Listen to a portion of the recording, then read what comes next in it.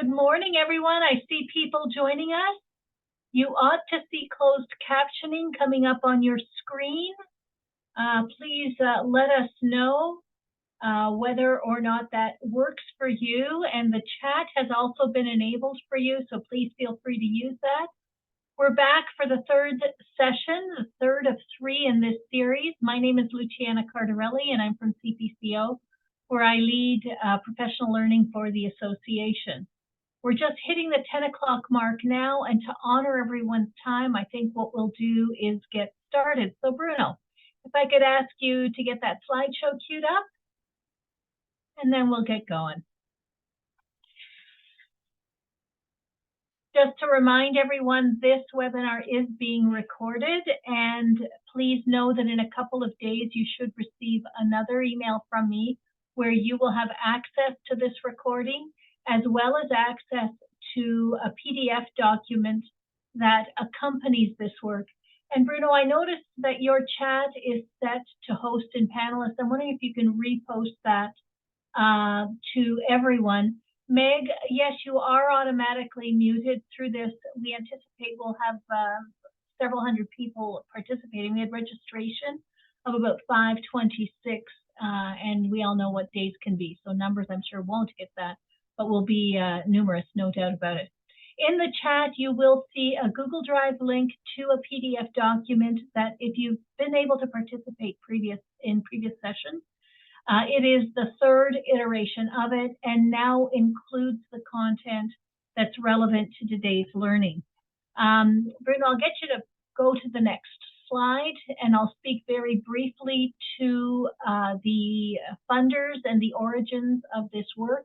This is a project that is a joint association and ministry funded project, specifically looking at leadership and the implementation of the revised language curriculum.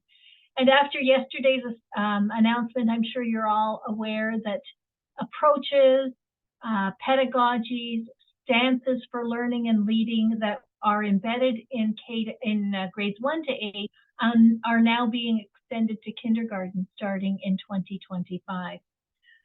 We will be monitoring the chat throughout our session today, so please know that we'll be looking for patterns and trends, ideas, thoughts, questions that you have. And we really want to thank you for taking time today to be with us. Susie? Thanks, Luciana. Hello, everyone. My name is Susie Lee Fernandez. I'm the Director of Professional Learning for the Ontario Principals Council, and it is my privilege to welcome everyone and start us off with our land acknowledgement. I invite others, if you'd like to, please add into the chat where you're joining us from. If you would like to acknowledge the land, please feel free to do so. And I'm not going to share a formal land acknowledgement, but maybe just to share that in our journey towards truth and reconciliation, since 2015, with the Truth and Reconciliation Commission giving us 94 calls to action, I think it's really important as educators, as we continue to learn and grow, that we are moving closer and closer to truth. And so one of the sites that I visit regularly, it's called Indigenous Watchdog. And I'm going to share that in the chat because it is a great site to go to keep on top of what's really happening with truth and reconciliation across Canada. And the Yellowhead Institute, unfortunately, they've been giving out an annual report every year, but they have decided to stop. So currently, we have 13 calls to action that are completed. And the rate that we're going, we should be reaching maybe completion by 2081. So I just want to let that resonate for a minute. 2081 would be when we would see those truth and reconciliation calls to action be completed, which is pretty sobering. So Yellowhead is no longer going to be putting out those reports. And as we head into our webinar today, where we're thinking about language, teaching and learning for success for each and every student, I just want us to pause and maybe reflect on how we will, as educators and leaders, intentionally bring calls to action our learning and our commitment to Indigenous learning and perspectives into the classroom, into the everyday, where we will be meeting our students' needs, meeting them where they're at, meeting them where we need to be as educators. So I'll pause there and for a moment of reflection.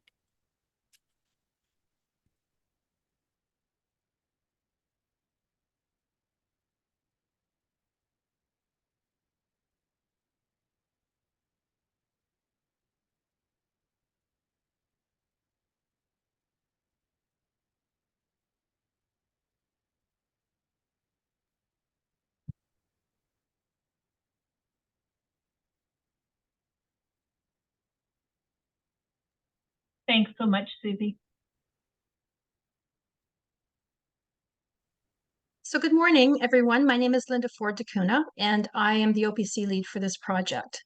Today, I'm speaking to you from the Durham region, which forms a part of the traditional and treaty territory of Mississaugas of Scugog Island First Nation, the Mississauga peoples, and the Chippewas of Georgina Island First Nation. Good morning, everyone. My name is Teresa Powley, and I am the CPCO lead for this project. I'm speaking to you today from the Toronto region, situated upon traditional territories of the Anishinaabeg, the Haudenosaunee Confederacy, and the Wendat peoples. So joining our webinar today, we have curriculum content contributor Lark Barker. Lark is a special education teacher with the Toronto District School Board. We're also very pleased to have Principal Roseanne Harris from St. Augustine School in the Toronto Catholic District School Board. And then finally, we want to welcome Heather Young, who joins us from York Region District School Board and is currently working as a central principal for curriculum and instructional services. As Luciana mentioned, today is the last in a series of 3 webinars. All have been focused on key changes and additions to the new curriculum, and have emphasized an inquiry-focused leadership approaches and actions to guide school leaders. So recordings of the previous webinars are available on the association websites. And as mentioned, today's session will be recorded and made available to all CPCO and OPC members. The podcast series features Usha James from the Critical Thinking Consortium and is specific to the development of leadership skills within a reflective and iterative framework. We invite you to listen to the first 2 episodes of the podcast. Episode 3 will be released in February, and so more information again can be found on our association websites. A leadership support document has been shared with all participants today. It's in the chat. The link is in the chat, and it includes a section of potential leadership moves, inquiry questions, and evidence of impact indicators.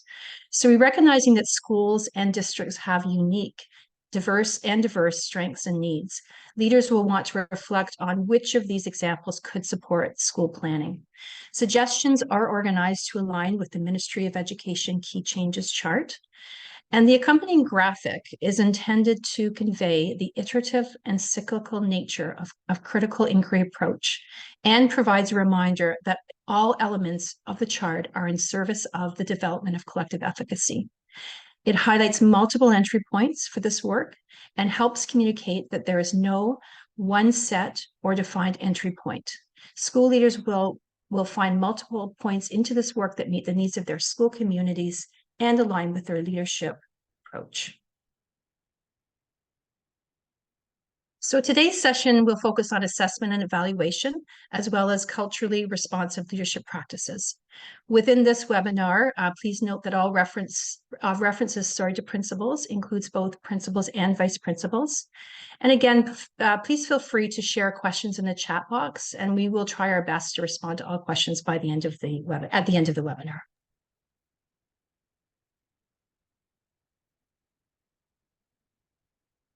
This project is intended to support your leadership frame within this overarching open-ended inquiry question.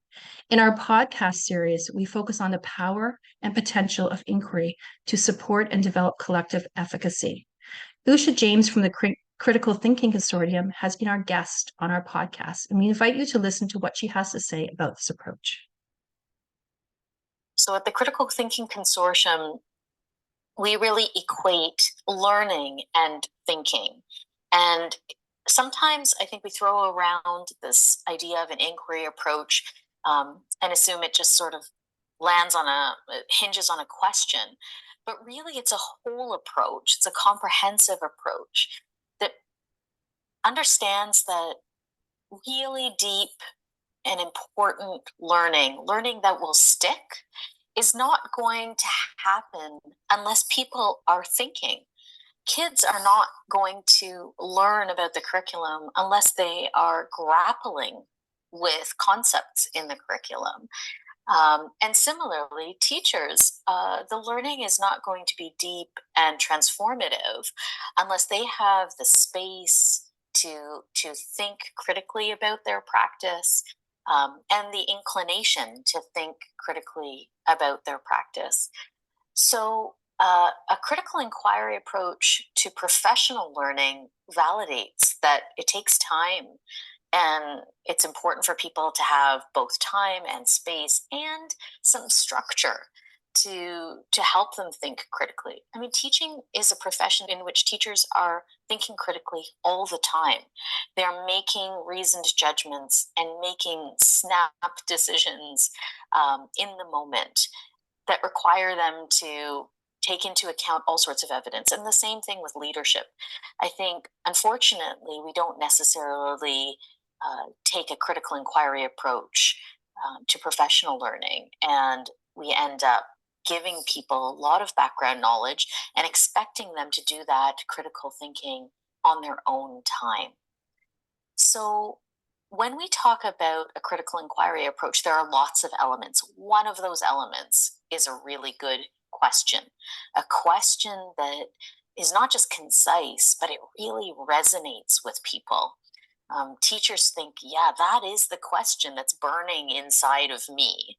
And so I'm thrilled that we're actually going to grapple with that as a staff together and recognize that we don't have the answer to that question. So by choosing a good critical inquiry question that then frames a year's worth of learning, a leader is able to return to that question at every staff meeting, at every PLC, every time they connect with teachers. And it's an authentic question that we're trying to figure out through our time together. So to gain more insights from Usha and the participating contributing principals, we invite you to listen to episodes 1 and 2 of the podcast. So it will be critical to frame all assessment, evaluation, and reporting discussions, learning, and next steps within an anti-oppressive and anti-discriminatory stance. Consider how to engage educators in gaining awareness of and reflecting on their own beliefs about who a learner is and what they can achieve. Through this process, staff can engage in continual self-reflection and the critical analysis of various data to understand and address the ways in which educator identity and bias affect assessment and evaluation of student learning. Effective assessment starts with having a deep knowledge of every student and an understanding of how they learn best. In addition, it may be helpful to review the Human Rights, Equity, and Inclusive Education Curriculum Guidelines that are found in the Program Planning section of the curriculum website, and then lead conversations specific to identifying, addressing, and eliminating current and potential barriers within assessment and evaluation practices. So before we delve into curriculum revisions for assessment, evaluation, and reporting, we invite you to share your questions. So what are you wondering?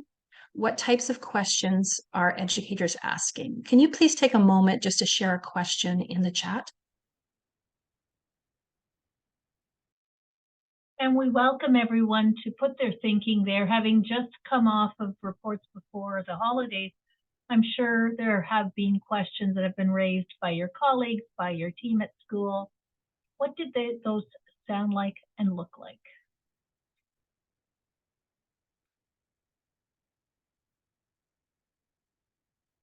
So wondering a lot about report card comments.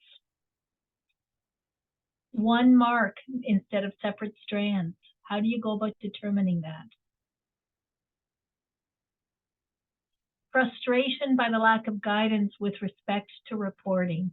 So, you know, taking care of the effective piece as well for staff. Reporting all strands, one comment. So we're getting a lot on that. Understanding the foundational changes. And again, that piece around shifting to 1 mark for multiple strands. Triangulation of data. How to weigh strands. Communicating to parents with respect to all of this. Following and integrating the piece around science of reading with respect to curriculum. Questions about the French curriculum and when changes are expected there. Communicating progress over achievement while staying within the walls of growing success. Diagnostic assessments. Wow, there's so much coming up through this. Resources, what should we be looking at? What are the implications for French immersion? 1 mark when there's disparate levels of achievement within the strands. MLLs and multiple strands, a discrepancy between oral reading and writing.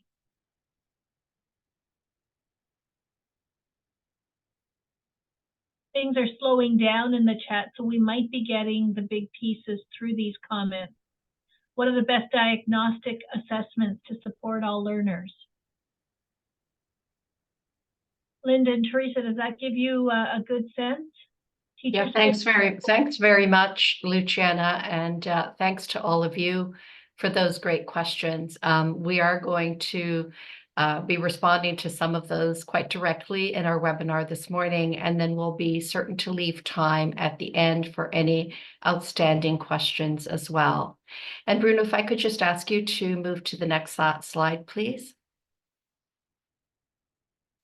We're going to actually take a little bit of time before jumping into the changes to discussing what is actually affirmed in this curriculum and what remains the same, specific to assessment, evaluation, and reporting. So the curriculum affirms the importance of teachers' professional judgment in determining which specific expectations should be used to evaluate achievement of the overall expectation. As in the previous curriculum, there is a requirement to account for all expectations in instruction and assessment, but not necessarily in evaluation. Evaluation is based on students' achievement of the overall expectation across all 4 strands. This slide distinguishes between 3 key terms, which will undoubtedly be familiar to you. You may find it helpful to review these with staff as you delve into the assessment section of this revised curriculum. When considering tools, strategies, and resources for screening, assessment, and evaluation, you will want to be aware of your board and provincial direction. On this slide, we've included a link to PPM 168, which has some information for you on the use of early reading screeners. And it's important to ensure that school-based selections for screening, assessment, and evaluation reflect and affirm students' cultural, social identities, and their languages. The curriculum continues to emphasize assessment for, as, and of learning. This graphic captures key elements that distinguish assessment for learning. And we've included some questions here that you might consider using to help staff reflect on current practices while also thinking about next steps for professional learning. Assessment for learning supports responsive instruction, differentiation, goal setting, descriptive feedback, and monitoring of student learning. Elements of assessment as learning include the student in the assessment process through self-reflection and peer and self-assessment. It is often one of the overlooked elements of a balanced approach to assessment, but it's so important because it engages students in making adjustments in their learning approaches, reflecting on their learning, and setting individual goals for learning. Inquiry-focused learning and reflection can be facilitating using some of these suggested questions. And finally, this diagram and the corresponding questions invite us to consider assessment of learning. As you know, assessment of learning occurs at the end of a unit or the end of a learning cycle. It supports evaluation and the reporting cycle. And like assessment for and as learning, it emphasizes triangulation, including observation, conversation, and product, and must reflect culturally responsive approaches. The assessment cycle that we're all familiar with continues to include all of the steps outlined in this chart. The curriculum reaffirms the importance of using learning goals, success criteria, emphasizing descriptive feedback, and ensuring opportunities for both peer and self-assessment that help students develop goals and help educators determine next steps. The curriculum validates the assessment process as previously outlined in Growing Success. Thanks, Teresa. So the curriculum includes these 4 strands, as you'll be aware, and evaluation must reflect achievement in all strands within the context of the achievement chart. This diagram we included as a reminder of the interconnected nature of the strands, whereby learning in one strand connects to and supports learning in each of the other strands. So learning in strand B, for example, supports learning in strands C and D. So educators will require time and support to unpack and understand these connections within and across strands. This learning will be critical as educators shift their practice to assign 1 mark or grade for language using the achievement chart as a foundation. So because the curriculum has been designed with these intentional connections across strands, within and across strands, it will be important for educators to thoughtfully cluster expectations when planning for instruction and assessment. So ongoing differentiated classroom assessment data will inform the clustering of expectations. This example is intended to illustrate the meaningful connections which can be made across strands. So students in this grade 6 class are learning about main idea and supporting details for comprehension and expression of ideas. So by clustering these expectations, educators can help students deconstruct various mentor texts to identify how authors develop and support main ideas. This knowledge can then be incorporated into students' own oral and written expression.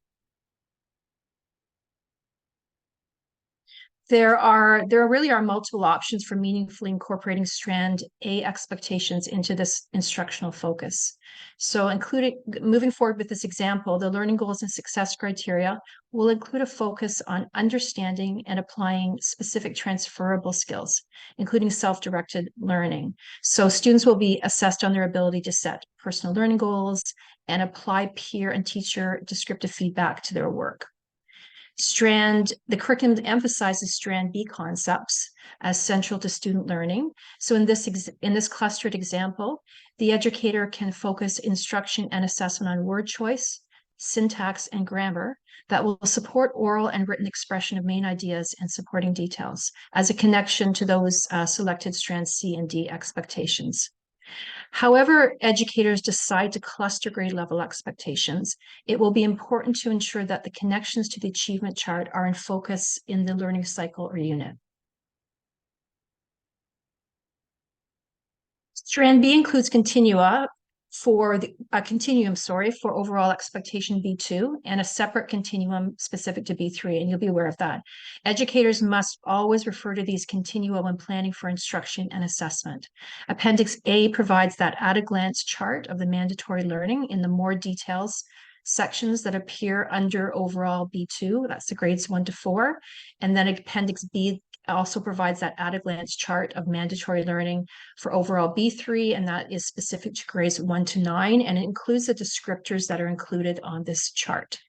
And in addition, your own school board may have tools and resources, including scope and sequence charts that will support the assessment and evaluation of Strand B.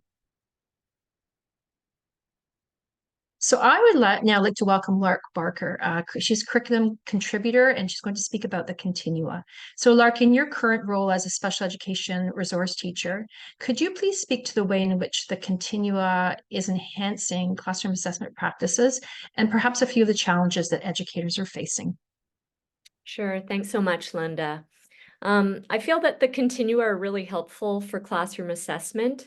I like the alignment and consistency across the Continua, which can also be utilized across all divisions and grades. I think this really provides a cohesion and common tool for assessing these foundational skills across the grades.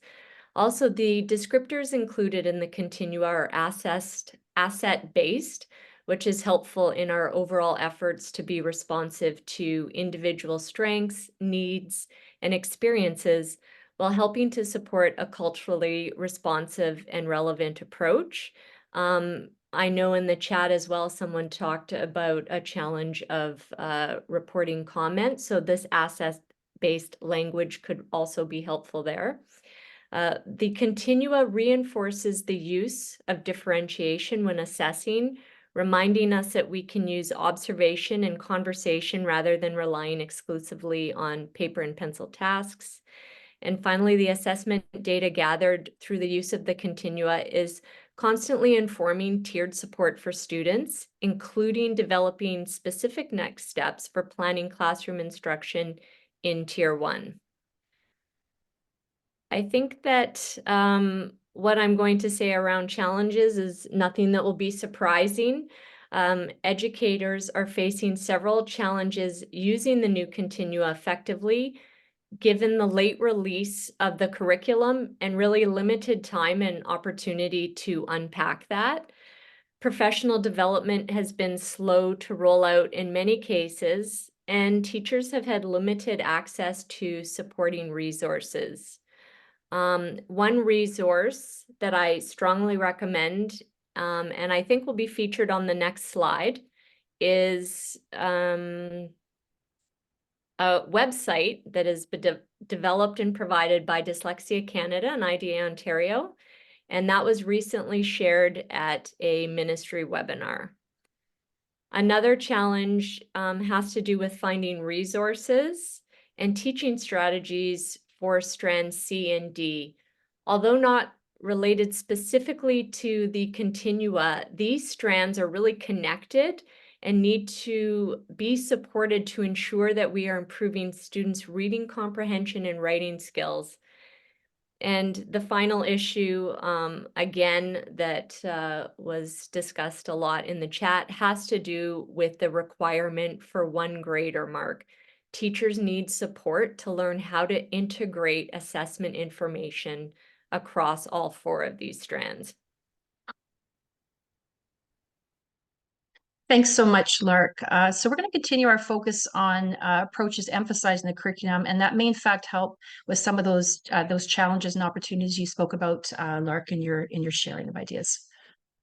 So the curriculum emphasizes the use of multimodalities, universal design for learning, and differentiated instruction, all of which foster equitable, inclusive learning environments.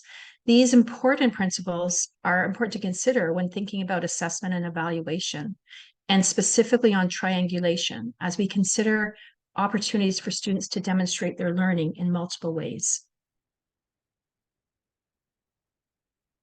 This graphic highlights the need to be responsive in assessment and evaluation practices.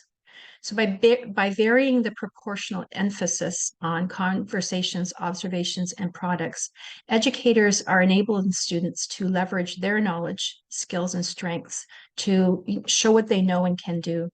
This graphic can provoke many questions, including how can we include student voice and choice in assessment and evaluation practices? And how will we be respectful of each student's strengths, opportunities for growth, and identities? There is no one-size-fits-all approach to differentiating assessment, and the goal should be to create optimal opportunities for students to be successful and demonstrate the full extent of their thinking and learning.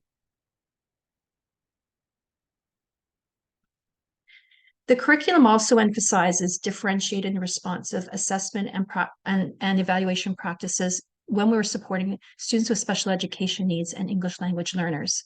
So please refer to our second webinar and the accompanying leadership document for additional information and leadership recommendations. For all students, the importance of ensuring that assessment and evaluation practices are culturally responsive and relevant is strongly emphasized in the curriculum. There is a focus on accessibility, the need to provide multiple and varied entry points for all students, and the importance of connecting assessment and evaluation tasks to students' identities and lived experiences.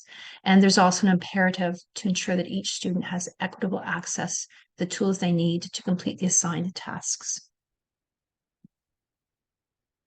A culturally relevant and responsive approach includes descriptive feedback and incorporates student choice and agency. Additionally, we are required to convey information about students' learning progress to students and to parents or guardians in an ongoing and meaningful way. And remember, a culturally responsive and relevant approach requires educators to reflect on their own biases as they make decisions about which tasks and activities are chosen for assessment and evaluation.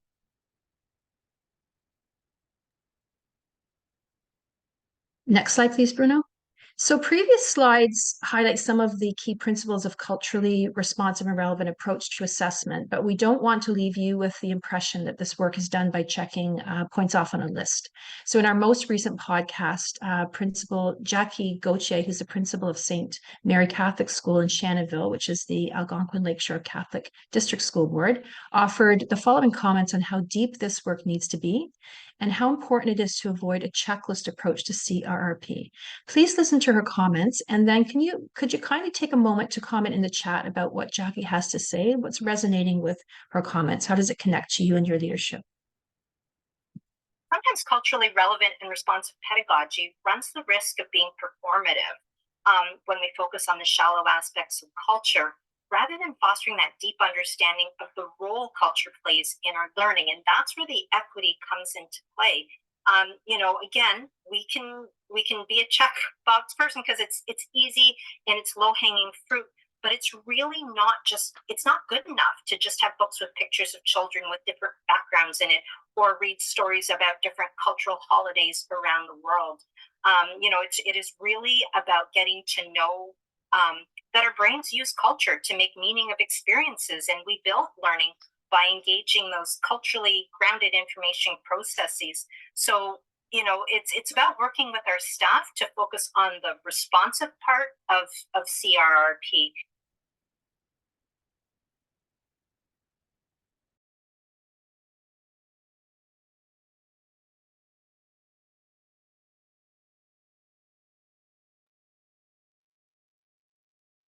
Linda, are you good there? You're still muted. Yeah, I'm just going to invite you, Luciana. Is there any points in the chat that you'd like to highlight?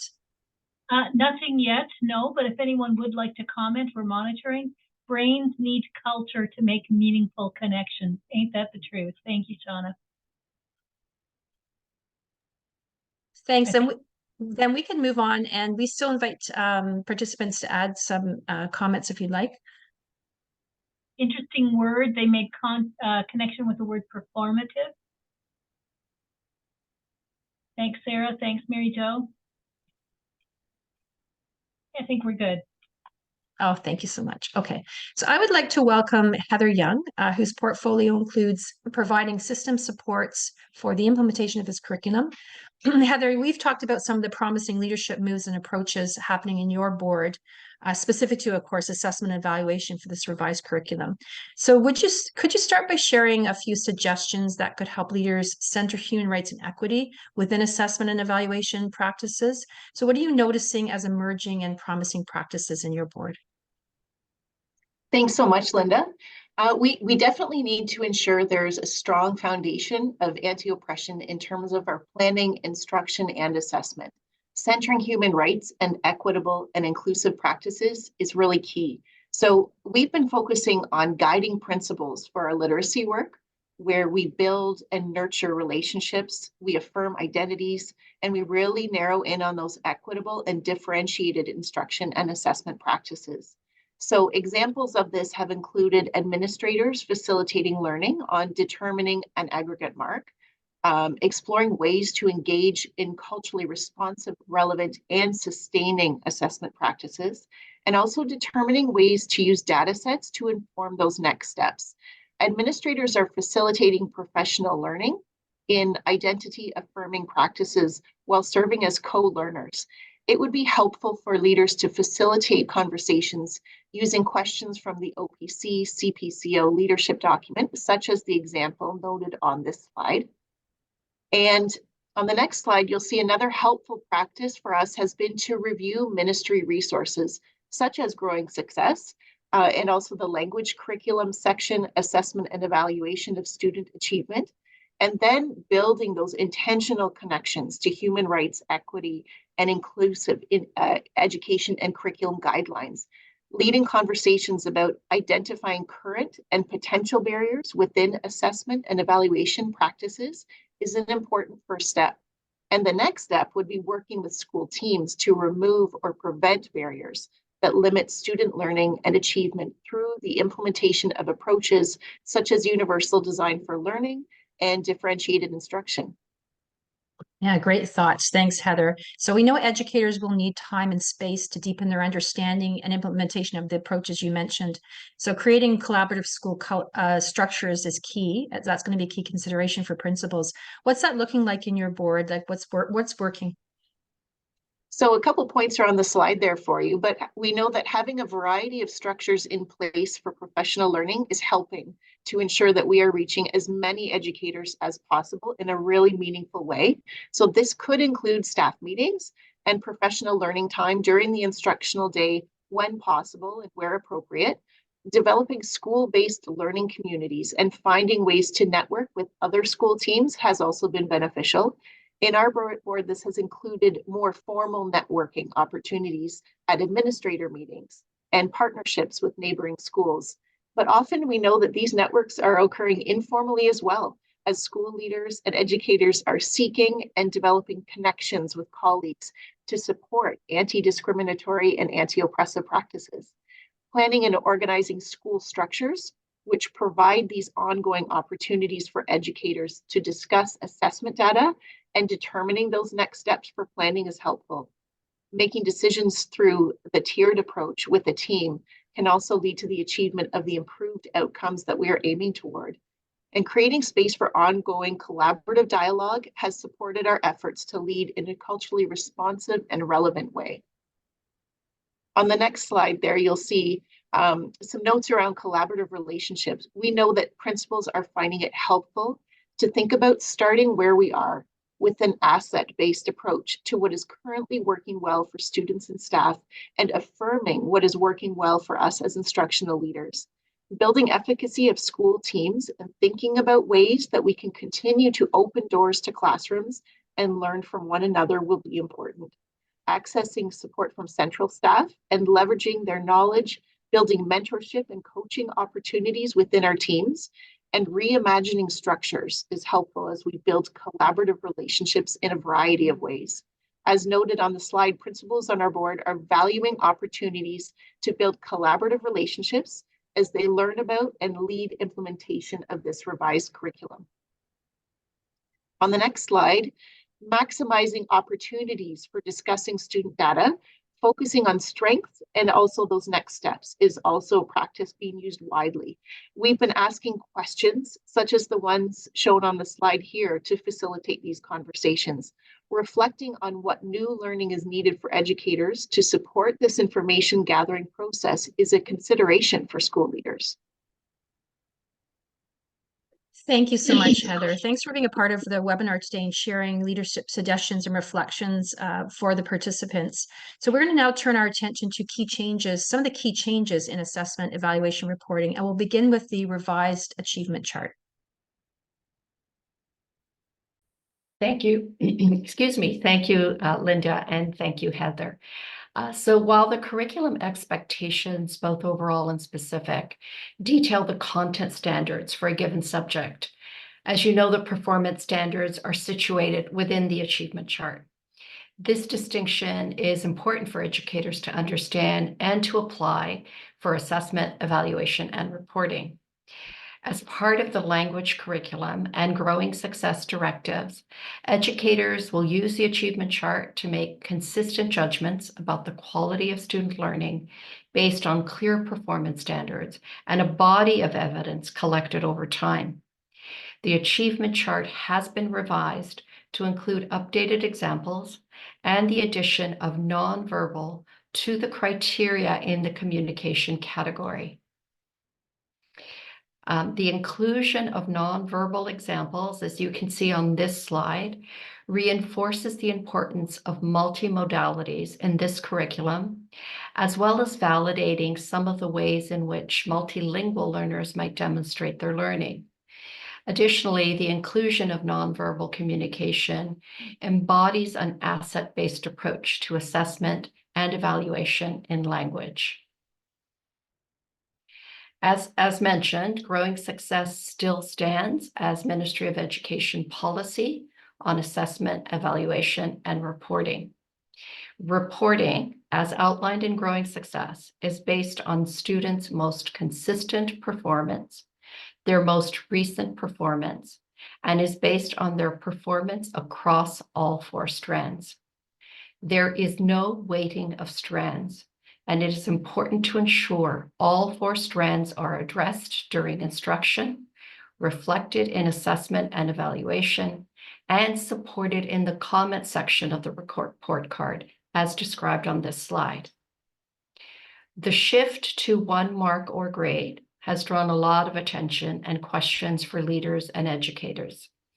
The PDF that we've shared with you today provides some recommendations, and we'll be hearing from one of our principal colleagues shortly with some of the ways in which she's tackled this question in her school. Now, earlier you'll recall that Linda shared an example of the way in which an educator might cluster expectations across strands during a unit or a learning cycle. This chart provides an example of the way in which an educator might record a student's achievement over the course of that unit.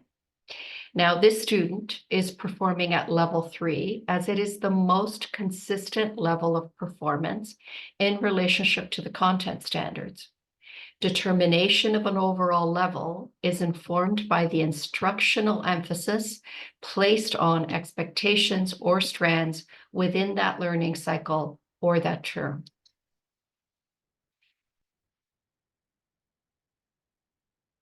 Now, throughout the planning, assessment, and evaluation process, educators consider how these clustered expectations will capture the student's performance in relationship to the achievement chart categories, as was mentioned earlier. While not every assessment task or strategy must reflect all 4 categories, it is critical that students are assessed and evaluated on all 4 categories, in a balanced manner over the course of a learning cycle or the course of a term. So to support the shift to 1 mark, the Ministry of Education has provided an addendum to Growing Success, specifically for the language curriculum. As noted on this slide, it updates the policy and replaces page 57 of Growing Success, and that began in September of 2023.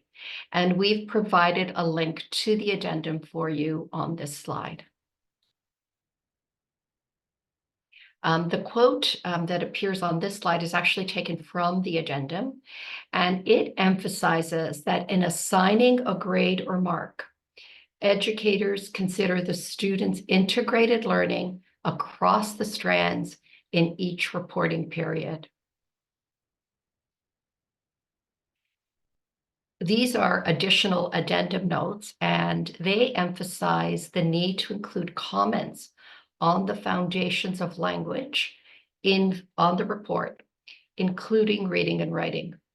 Alongside these requirements, leaders will want to review evaluation and reporting requirements specific for students with special education needs and English language learners. And all of that information can be found within the language curriculum sections titled Planning for Students with Special Education Needs, and another section titled Planning for English Language Learners. Now, we began this webinar by asking you to share your questions. And before we delve into the leadership considerations, I just want to take a moment to consolidate some of the information that we've shared with you thus far and ask you to consider these 2 questions for the chat. So could you please just think about something that's been confirmed for you in today's webinar thus far, and something that you would describe as new learning. And I'll just give you a moment to include those thoughts in the chat. Thank you. Thank you, Teresa. And I want to commend everyone for their contributions to the chat. There's been some terrific sharing and weighing in on ideas. Mary Jo shares that there's no weighting of strands. Thanks for confirming that. Anyone else at all?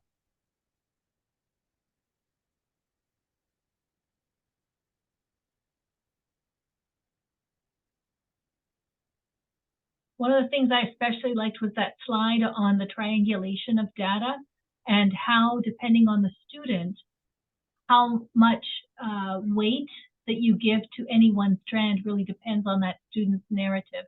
That really gives us the space for our multi-language learners, as well as kids who may learn and think differently, right? It really gives us an opportunity to differentiate. And Teresa and Linda, it looks pretty quiet here, so I think we can move forward. Oops, hang on. No formulaic evaluations. Isn't that the truth? Right? The whole notion that this is never a one-size-fits-all.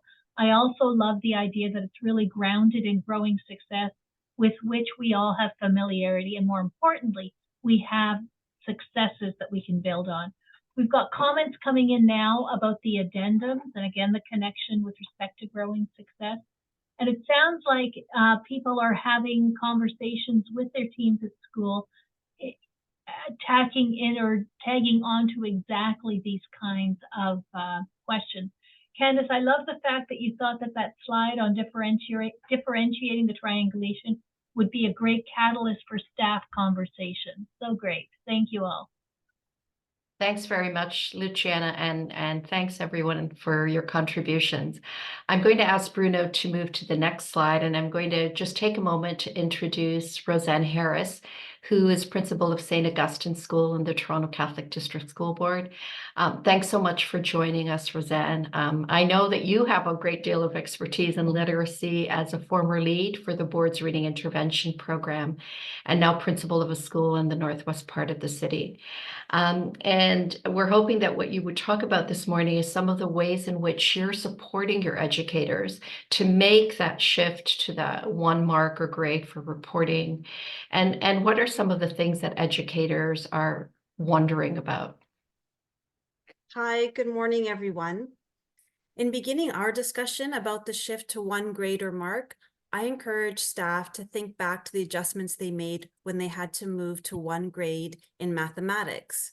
So we had a discussion about the approach they took, and we considered what we learned and how we might apply that learning to the work we need to do to shift to 1 mark in language. So during this discussion, I reinforced the growing success policy, which states that a student's mark must be based on their most consistent and most recent achievement for the expectations covered throughout the reporting period. And this included a reminder that there is no weighting per se of the strands, but rather a consideration of the expectations that were emphasized during the term, ensuring all 4 strands are considered in arriving at a mark for the report card. At our staff meeting, we also took some time to review the Growing Success Addendum currently provided for language. And together we discussed the addendum, taking time to ensure clarity about the requirement for 1 mark and supporting comments. Most importantly, I validated teacher professional judgment as articulated in Growing Success and Language Curriculum. If we can move on to the next slide. I believe it's important to continue to provide time for educators to work together and to collaborate with our early reading facilitator. I will prioritize arranging release time for co-planning and co-teaching so that educators can work together to cluster expectation for instruction and assessment. We will take some time to revisit the 2-strand B continua and reflect on how we can use both to support our assessment practices. Our early reading facilitator recently reviewed our own board assessments, and we considered how we might leverage these tools to support effective assessment. This includes diagnostic tools developed by our board and suggestions for screeners, although this is not mandatory at this time. And of course, we are faced with a number of challenges. Staff have come to me, they feel they have not had enough time to engage in professional learning or time to work together as divisional or grade level teams so they could feel confident about their ability to create meaningful comments that describe students' learning across all 4 strands. Staff have identified that this is an area for growth and have asked me for more opportunities for them to collaborate and work together. They continue to be concerned that very specific strengths and needs may not fully be captured with the shift to 1 mark. They notice discrepancies between reading strand C and writing strand D, for example. For me, I still see challenges with supporting staff to use a balance of approaches to assessment that includes assessment for, as, and of learning. And we are still learning about culturally responsive approaches to assessment. This is an area for growth that I have identified for myself and our community and will guide our work during the rest of this year. In our work together, I make every effort to redirect challenges into opportunities for growth and for co-learning and collaboration. Thank you. Thanks. Thanks so much, Rosanna. And as I was listening to you speak, it reminded me of what Usha had to say at the beginning of our webinar about how the fact that it takes time and space to really engage in this work. And we appreciate that it's not going to get done overnight for sure. Now, in considering some possible next steps, we're going to invite you to refer to the leadership document that we've shared with you today. And when I think about the possible moves described in the document, I selected some possible moves that I would consider if I were back in my own school as well. And I thought I would begin with the moves that are posted on this slide, because I do believe that there are still lots of questions about how to integrate 4 strands and how to make that shift to 1 mark. So taking time to work with grade level or divisional teams to explore integration across the strands and then also across subjects or discipline is a move that I believe will support educators in planning and instruction, assessment, and evaluation. And these initial moves could be extended with additional opportunities for co-planning with grade level or divisional teams to develop shared learning goals, to co-construct anticipated success criteria, and to develop assessment tools and strategies. Thanks, Teresa. Those suggestions, I really align with the questions that surfaced at the beginning of the webinar regarding the shifts of integration of strands and the 1 mark, et cetera. So thanks for sharing those. So I might focus, when I think about the leadership document, there's a number of options in terms of the inquiry questions that you might choose to use to facilitate conversations and learning with their staff. So I might focus on this question, the one that's on the slide. I might begin by engaging staff in challenging assumptions of what we do know about our students, and then considering which assessment tools and strategies are in use currently and why have they been selected. So I feel by exploring these choices, it will provide time for educators to reflect on bias in the selection of assessment tools and strategies, and to identify some decisions that have been or could further perpetuate discriminatory or oppressive practices. And you'll note as you review the document as well that it also offers numerous examples of evidence of impact indicators. So I selected the ones in the slide to share today. I did so because I really appreciate the focus on student self-selection of strategies and tools, including options for conversations, observations, and product. So it kind of brings us back to that graphic that we talked about around proportional emphasis. As staff conversations, and learning deepens, specific to the intersectionalities of student identity and anti-discriminatory and anti-oppressive assessment and evaluation practices, I would be looking for evidence of impact through the shifts specific to culturally responsive and differentiated classroom assessment. Thanks very much, Linda, for all those suggestions. And just a reminder to all of our participants that the document that Linda and I have been sharing on the screen is available to all of you. And there are many more options included in the document to support your leadership for all of the key changes in the revised language curriculum, including assessment and evaluation. And as Usha reminded us at the beginning of the webinar, a critical inquiry approach to professional learning validates that it takes time and space and some structure to help educators engage in meaningful inquiry. And of course, as leaders, we need that time and space as well. This brings us to the end of our webinar. A reminder that all of you will be receiving a link to today's slides with speaker notes included in a follow-up email. Recordings for the webinar, this one and webinar 1 and 2 will be available on our association websites. And while we address any outstanding questions, because we do have a couple of minutes, please take time to complete the short survey using the QR code on the slide. This survey will take approximately 2 minutes and really gives us valuable feedback, which we appreciate. Thank you all for joining us today and for your thoughtful contributions to the discussion. And with that, I'm going to turn it back to Luciana. Thanks so much, Teresa. I can't tell you what a pleasure it's been to work with this team over the last few months. And I really need to give full marks on the PDF resource that we've shared through the chat today. That 15-page document is worth more than its weight in gold. I don't think there's anything in Ontario specifically for leadership and this particular curriculum. So please take time to review it. It is absolutely outstanding. The greatest compliment you can give us is using the materials that we've developed for you in service of the work that you do every day with kids, families, and staff. To our guests today, Roseanne, Lark, and Heather, I really want to thank you for taking the time out of your incredibly busy schedule to share your experiences and your expertise with respect to this. You brought the work to life because you're living it every single day. And to all of our participants, life in schools right now is a little bit interesting. Let's use that word. Thank you for the work and the service and the guidance you provide with respect to your leadership and your expertise. It is a pleasure to serve you and to do what we can to help you in your journey. In your journey. Thank you.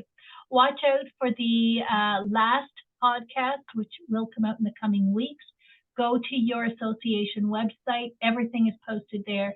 And in 2 days, know that you'll get an email from me with access to everything that you've seen today. Thank you so much. God bless you and take care, everyone.